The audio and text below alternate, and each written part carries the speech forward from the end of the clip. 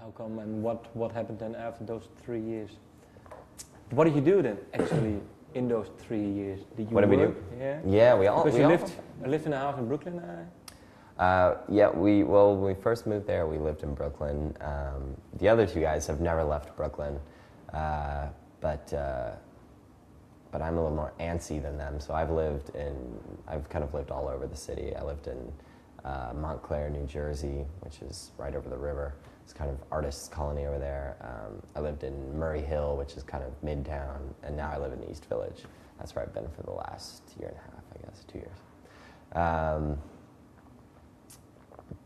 Until about a year ago, we all had day jobs, like normal day jobs. I worked at an ad agency, a French ad agency called Publicis, actually, and Keith worked at the Independent Film Channel, which is a channel, but he worked for the film production division.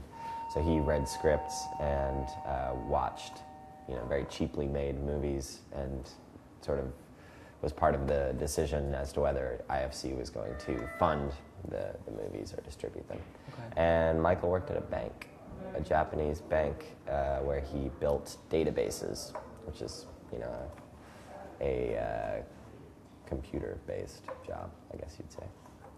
And so after 3 years, you finally got more into music?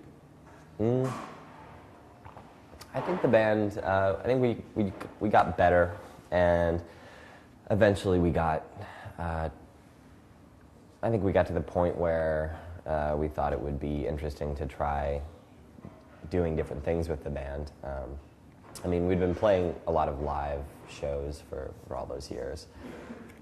Excuse me. And we had recorded and, sold the EPs that we recorded at our shows and on our website. I think you made 4 or something? Yeah. So we had done a lot of the stuff that a band does, but we hadn't ever really paid much attention to the idea of getting on a label and getting our stuff distributed. Why not? And touring. Sorry. I think we had very satisfying lives in New York. We had good jobs. We were making good money. We had a lot of friends, and the band was fun. But it was the type of situation where, it makes it less attractive to go out on the road for a month and tour in a van and play shows that aren't publicized, with no label support, and sleep on people's floors and things like that. I think that stuff is. I think that stuff's great, and it's great that bands do that, because I like to see those bands when they come through town. But I don't wish we had done more of it. It was more of the easy way, maybe. It was, yeah. I think we did skip a lot of that, a lot of what you would think of as the musician's hardship. Yeah, the romance. Yeah. You look back on after. Well, yeah, when you this have is a the pool thing. table on your bus. Right. Yeah. Well, and to be fair, this is our first tour with a bus. Okay. But, we did do some of that. We did do some touring. We did enough to know that we didn't particularly care for it.